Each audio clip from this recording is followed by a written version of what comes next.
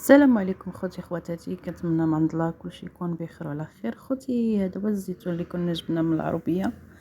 المهم خوتي كان عندي كميه بحال دايره في بيدو ديال 5 لتر، كل نهار كنبدل فيه الماء باش يولي لي حلو.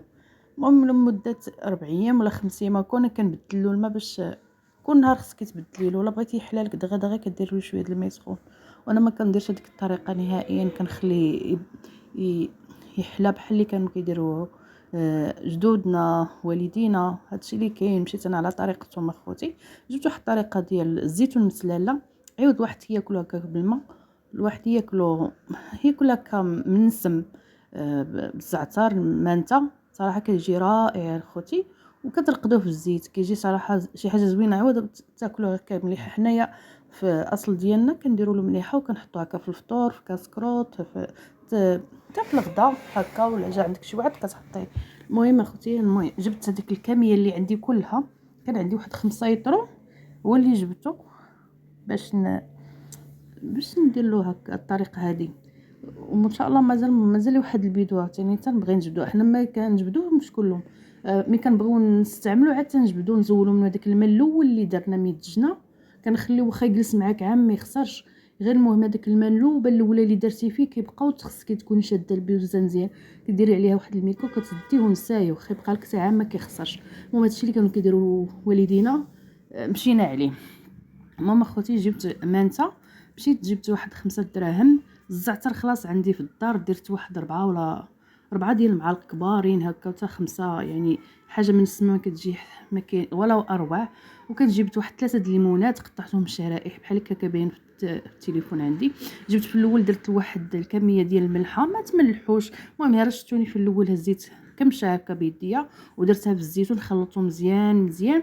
عاوتاني جبت الزعتر حكيته بين يديا مزيان مزيان، والسلميه حتى هي جبتها حكيتها هكا مع يديا حتى هي باش تطلق مزيان. كانوا فيها غير شي عويدات كنت كنزولها، راه نقيتها من شي الحجر ولا شي حاجه. هي لا لقيتي المانتا لقيتيها خضره احسن، ولكن ما كايناش خضره، كاين يابسه عند العشاب هي اللي كتجيبها من العطار. هادشي اللي كاين. كنت في بلادنا ولا في العربيه هكا عندنا في البلاد تتلقايها خضره، ما هنايا كتقضي بها. المهم اخوتي هكا جبتها خلطتها كلشي مع البيدوزه ديالتي، خلطت هذاك الشيء. المهم اللي بغيتو الحر كديروا، انا مبقاليش كنت مرقداه، ما بقالياش الفلفله هكا السوداني كيكون مرقد. كانت عندي وتسالت ليا، اكتفيت بالسودانيه مطحونه هي اللي درتها.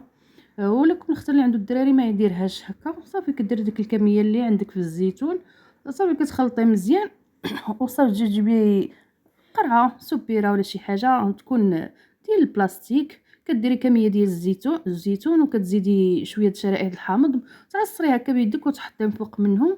وكتزيدي الزيتون، لا بغيتي ديري ورق سيدنا موسى، لا بغيتي ديري الثومه حكيها، ولا بغيتي ديريها بحال اللي درت انا حطيتها غير هكاك فصوص ديال الثومه حطيتهم في الجنب، خليتها تطلق فيها داك الريحه، هذيك المذاق ديال الثومه كتجي صراحه لا يعلى عليها. ملي كديري هكا بالزيتون المشرمل كديري طريقتك انت اللي كتبغي كاختراع خوتي، انا غير شاركته معكم وصافي. صافي كنخليها لمده اسبوع ديك القرعه، وبحق كتعمريها بالزيت، لا بدا خصها تعمر بالزيت، خليها غير على برا خوتي، ما تديرها لا في الثلاجه لا والو، محطها فوق لافابو مخليها.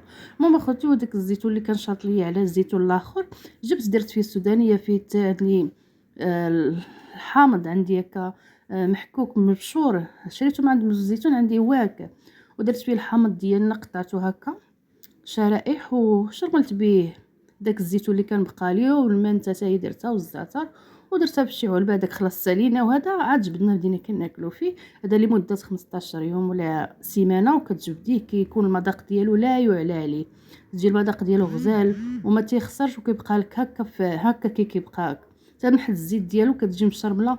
المهم اخوتي هادشي اللي